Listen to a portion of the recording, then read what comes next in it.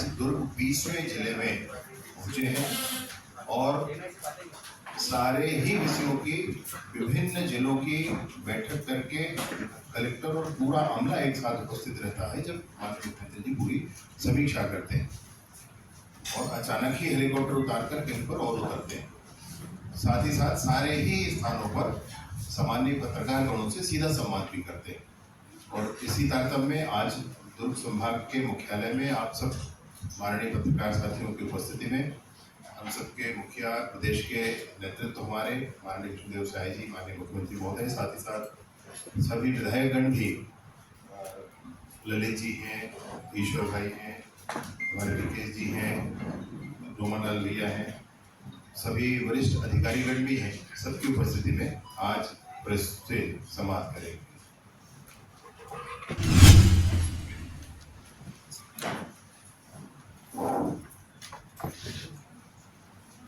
आज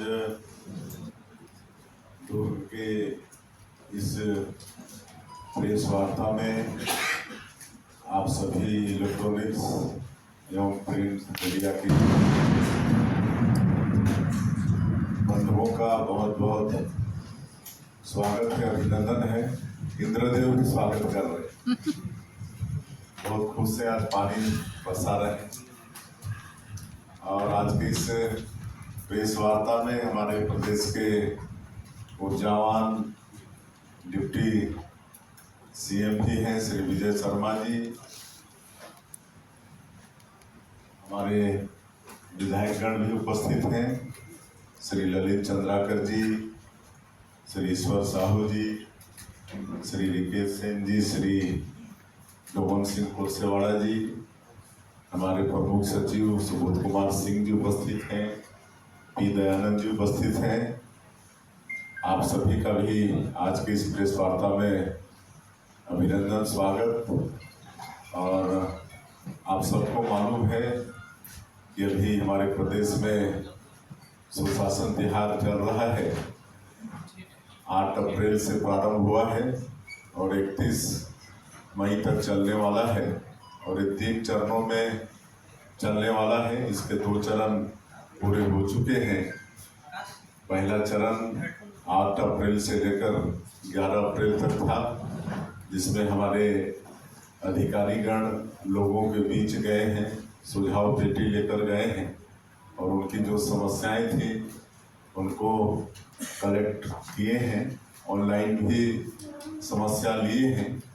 और दूसरे चरण में 12 अप्रैल से लेकर 4 मई तक हमारे अधिकारियों ने उन समस्याओं का समाधान किया है और 5 मई से लेकर अब ये तीसरा चरण प्रारंभ हुआ है।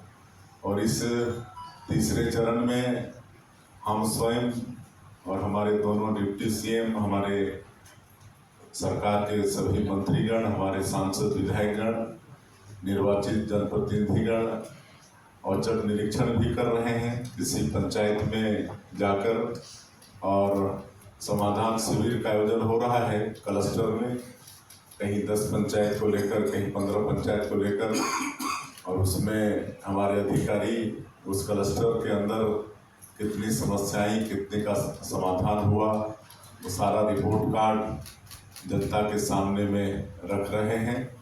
और इस तीसरे चरण में औचक निरीक्षण में किसी भी पंचायत में पहुंच जाते हैं और वहां पर किसी बड़े पेड़ की छाया के नीचे खटिया बिछाकर चौपाल लगाते हैं और वहां के गाँव वालों के साथ घंटा 1.5 घंटा वार्तालाप करते हैं।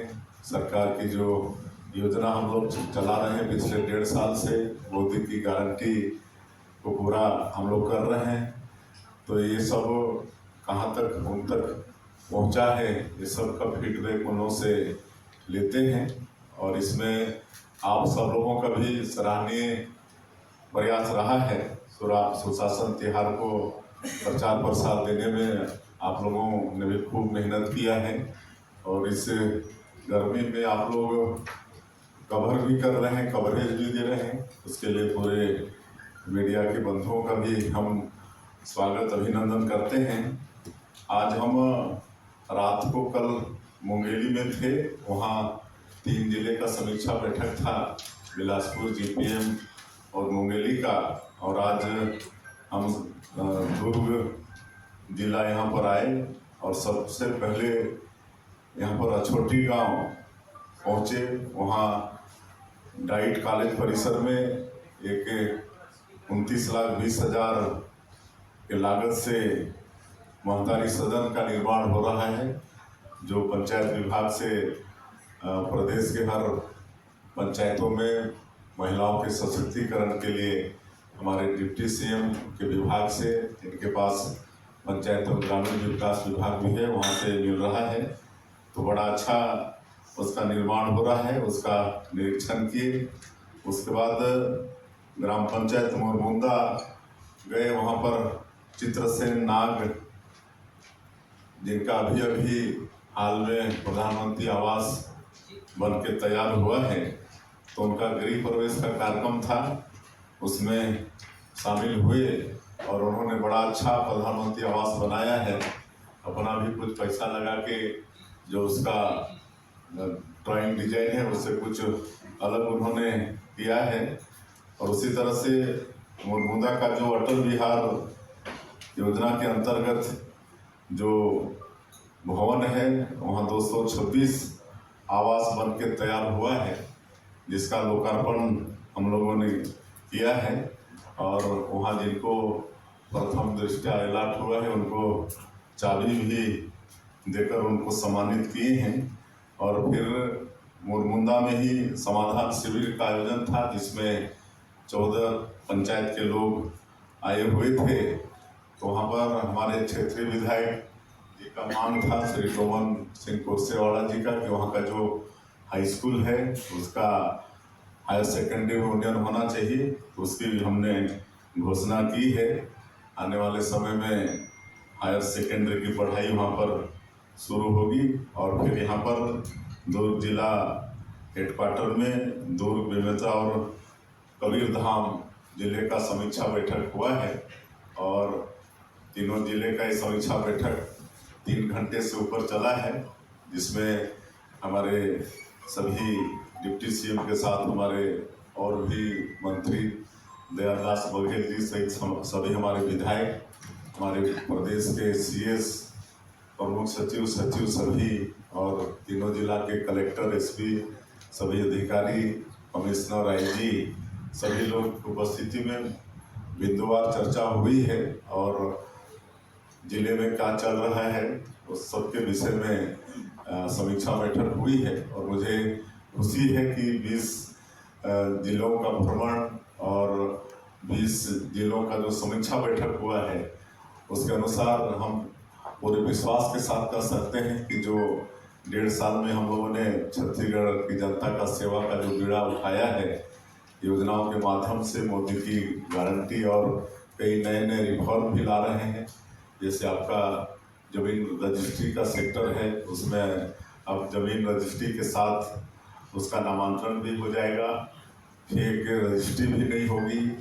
कोई गार्जियन अपने बच्चों को संपत्ति हस्तांतरण करना चाहता है तो मात्र 500 रुपये में वो भी काम हो जाएगा।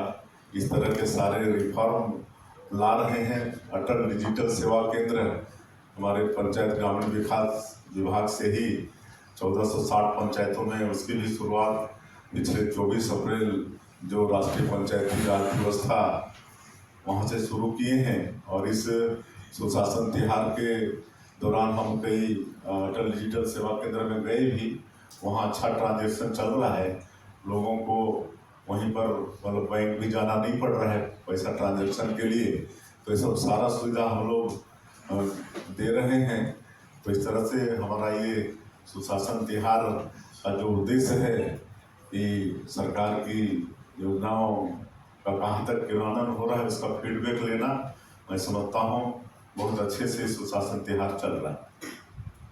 सर नमस्कार, अनिल पंडा सर। जी नमस्कार। किसानों के सर्वांगीण विकास और के लिए प्रदेश सरकार पूरी संगठित है। प्रदेश में अब खेती बाड़ी की शुरुआत हो चुकी है। कीटनाशक खाद की आवश्यकता अनुसार किसानों को नहीं मिल पा रहा है, क्या कदम उठाए जा रहे हैं भविष्य की? देखिए, डीएपी खाद की थोड़ी इस साल शॉर्टेज रहने वाली है।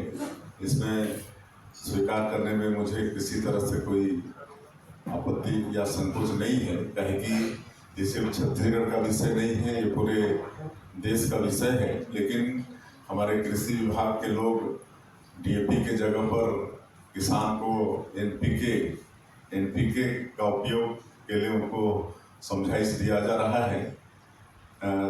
तो उसमें हमारे किसानों को कोई अड़चन आने वाली नहीं है। डीएपी में क्या है कि एनपीके तीनों का मिश्रण रहता है।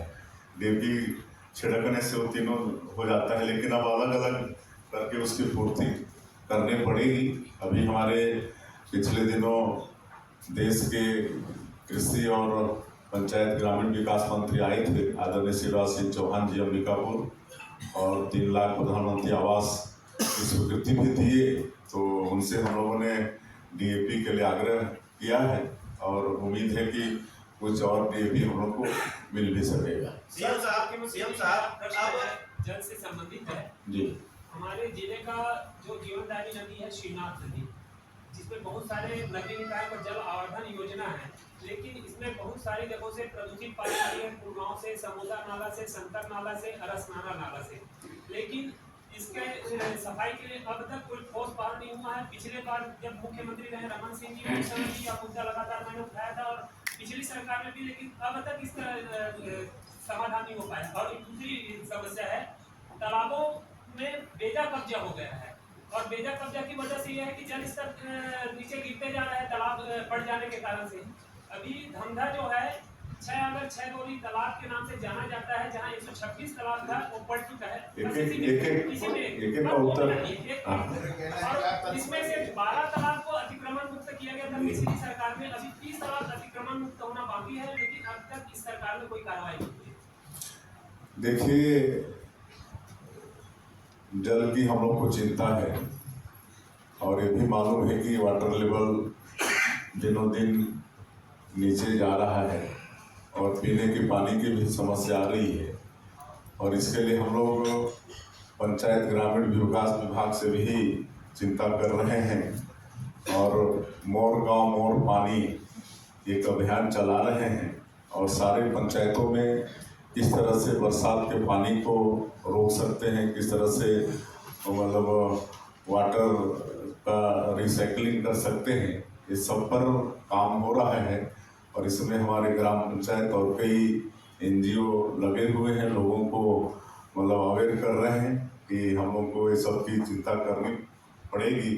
और कई जगह तो जो सूखे हमारे क्या बोलते हैं हैंडपम्प हैं, उसको भी रिचार्ज कर रहे हैं, वाटर हार्वेस्टिंग का भी ये सब काम कर रहे हैं। तो ये हम लोग को चिंता है।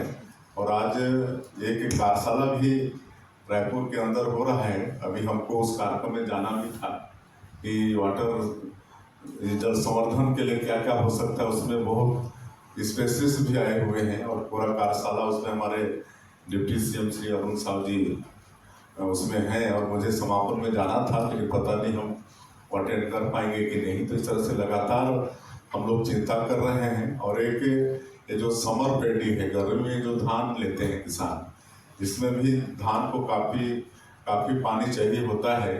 तो हम लोग कृषि विभाग की तरफ से ये भी प्रयास कर रहे हैं कि किसानों को थोड़ा सा गर्मी के धान के से उनका मन हटाकर और भी ऐसे फसल हैं जो धान से ज़्यादा फायदा भी दे सकते हैं और पानी कम उसमें लग सकता है। तो ये सब भी प्रयास शासन की तरफ से हो रहा है और शायद अगले वर्षों में इसको हम लोग और भी कर पाएंगे। और आज यहाँ समीक्षा बैठक में पता भी चला, कई ग्राम पंचायत के लोग अपने से जैसे इस साल कहीं कहीं पर धान का फसल एक पानी के कारण मतलब वो खराब हो गया, नष्ट भी हो गया, वो पानी ट्यूबवेल ही सूख गया तो पानी नहीं दे पाए। तो खुद वहाँ पर ग्राम पंचायत ने प्रस्ताव पास किए हैं कि आने वाले साल में हम लोग ये धान के जगह पर कोई दूसरा फसल लेंगे। तो इस तरह से किसान भी स्वयं मतलब मोटिवेट हो रहे हैं। तो सब मिला के हम लोग को जल की चिंता है और हमको लगता है कि आने वाले समय में सबके सहयोग से हम लोग अच्छा कर पाएंगे। सीएम साहब एक वो पहले बोल रहे थे गौठान के तर्ज पे अब गौधाम बनने जा रहा है, किस तरह की कार्य योजना रहेगी आप लोगों की? बिल्कुल हम लोग गो अभ्यारण्य की भी बात किए हैं और हम लोगों ने जो 100 से ज़्यादा गौशालाएं हैं पूरे छत्तीसगढ़ के अंदर में, उसमें जो चारा के लिए जो राशि मिलता था, पहले 20 रुपया था पर हेड, उसको बढ़ा के 35 रुपया किए हैं और उसमें जो 20 लाख का कैपिंग था उसको बढ़ा के 25 लाख किए हैं। तो हमारी गौशालाएं भी इससे थोड़ा मतलब सबल होंगी और जो सड़कों में जो गायें हैं उसके लिए भी हम लोग काम कर रहे हैं। हमारा गौ सेवा आयोग भी है, वो भी काम कर रहा है। दुर्ग जिले के हर गली चौराहे में दशा दिख रहे हैं, नशे पे कोई भी कार्रवाई नहीं होती, पुलिस आपकी पूरी फेल है। देखिए, आपका चिंता वाजिब है और सबको इसके लिए चिंता भी करनी चाहिए, क्या कि खाली सरकार या पुलिस की बात नहीं है, समाज के लिए भी इसके लिए चिंतित होना पड़ेगा। इसको एक अभियान के रूप में ही हम लोग कंट्रोल कर सकते हैं और आज इस पर भी लंबी चर्चा हुई है और आप लोगों ने देखा होगा कि ये 1.5 साल में पहले ये होता था कि कोई इस तरह का कोई प्रकरण पकड़ाता था तो सिर्फ हम लोग ड्राइवर को बंदी बनाते थे और गाड़ी को सीज करते थे, लेकिन अब एंड टू एंड कार्रवाई कर रहे हैं कि नशा कहाँ से चला है और कहाँ जाना है, यहाँ तक एंड टू एंड कार्रवाई कर रहे हैं। और आपका यही दुर्ग है जहाँ पर करोड़ों का नशा पकड़ाया है, तो आप इस बात से अंदाजा लगा सकते हैं इसके पीछे भी हम लोग की मतलब इच्छा शक्ति कितनी दृढ़ है।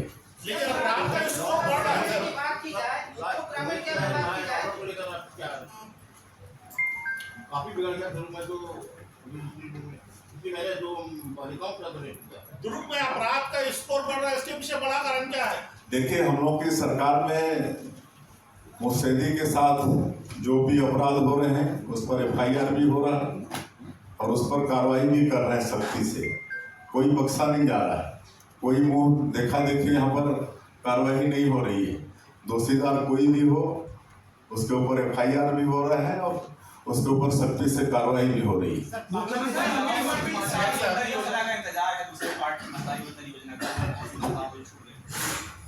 बिल्कुल, हम लोग महतारी बंधन योजना में नाम जोड़ने का काम करेंगे, कहीं कि हर साल नई नई शादियां हो रही हैं, हमारी बेटियां किसी की बहू बन रही हैं, हम लोग अपना बेटा के लिए बहू ला रहे हैं, तो स्वाभाविक है कि उनका नाम भी महतारी बंधन में जुड़ना चाहिए। तो आने वाले समय में हम लोग ऐप खोल के जोड़ेंगे।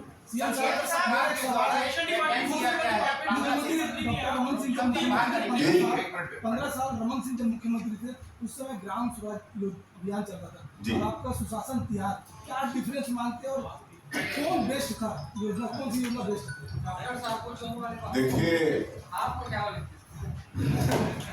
देखिए क्या है, दोनों में मैं समझता हूँ कोई अंतर नहीं है। जैसे हम लोग के देहात में बोलते हैं काका का नाम पितिया, आप लोग नहीं समझेंगे, दस्तूर में बोलते हैं सब, जैसे काका को ही चाचा बोलते हैं उसी को हम लोग उधर दस्तूर में पितिया बोलते हैं ना, काका का नाम पितिया। तो ये है, चाहे स्वराज यात्रा कह लें चाहे सुशासन तिहार कह लें, वो एक ही है। वो भी डॉक्टर साहब भी स्वराज यात्रा में उसी तरह से औचक निरीक्षण करते थे, उसी तरह से समाधान शिविर भी लगाते थे और उसी तरह से समीक्षा भी करते थे। क्या कि मैं 90 से विधायक सांसद के रूप में काम लगातार कर रहा हूँ, तो मैं भी उसका एक पार्ट रहा हूँ, तो हमको सब मालूम है।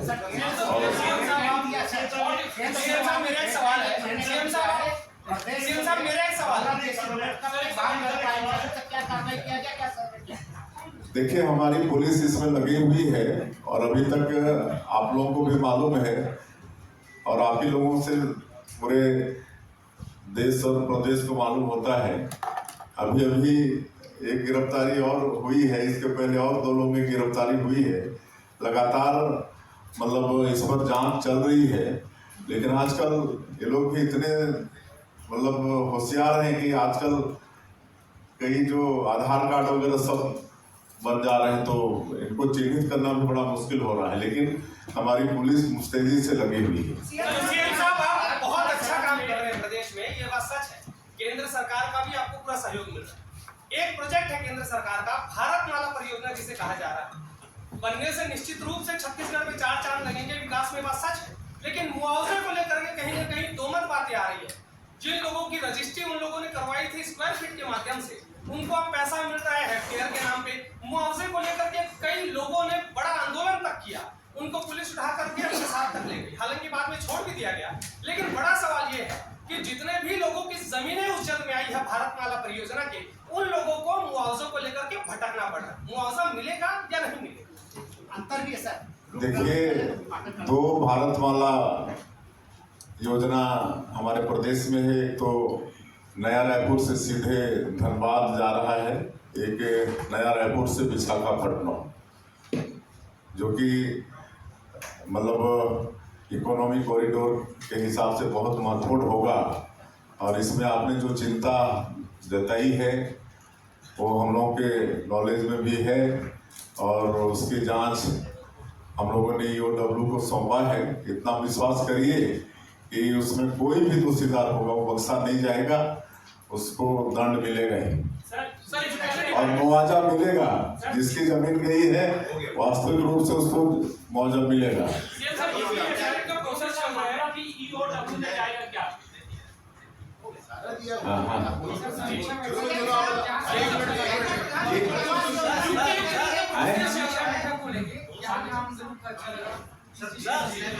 सुशासन में मान और शिकायत भी आई है।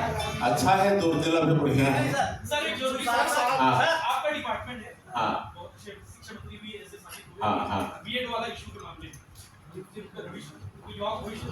अब बीएड का तो आपको मालूम ही है। विपक्ष कह रहा है कि 4000 स्कूल बंद हो जाएंगे, 35,000 शिक्षकों के। देखिए ऐसा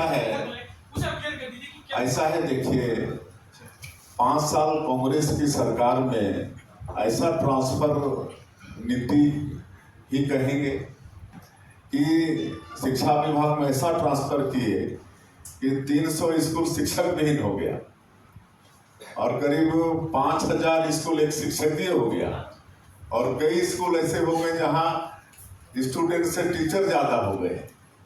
अब आप इसको क्या कहेंगे?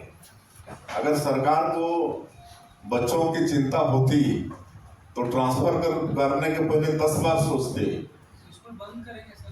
नहीं, स्कूल बंद तो नहीं करेंगे। जब शिक्षक विहीन भी है तो डिप्यूटेशन में वहाँ शिक्षक लगाए हैं, स्कूल बंद नहीं है आज, है ना। तो उसको हम लोग युक्तियुक्तकरण में बैलेंस बना रहे हैं।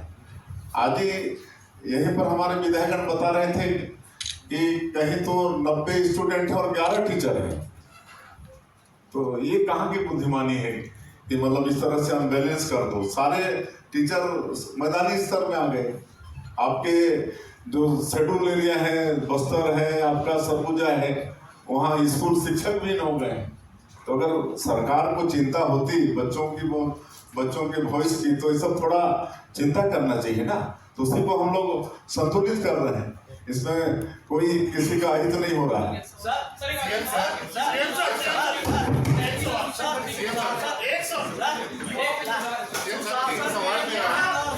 शिकायत दोनों मिली है। शिकायत का तो आप कर रहे हैं, लेकिन मांग लोगों की पूरा करेंगे जी।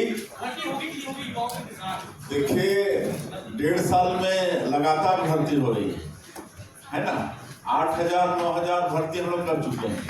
आपका सहकारिता में भर्ती किए हैं, 800-900 सब इंस्पेक्टर की भर्ती किए हैं, आरक्षक की भर्ती निकाले हैं, आपका बिजली विभाग में सब इंजीनियर की भर्ती निकाले हैं, अभी PWD का निकला है कि नहीं। अभी बीएड वालों को 2900 को उनको नौकरी दे रहे हैं। तो लगातार मतलब हम लोग नौकरी भी दे रहे हैं। और जो नई उद्योग नीति लाए हैं छत्तीसगढ़ में, और नई उद्योग नीति में विशेषकर हम लोग रोजगार को जोर दे रहे हैं, है ना।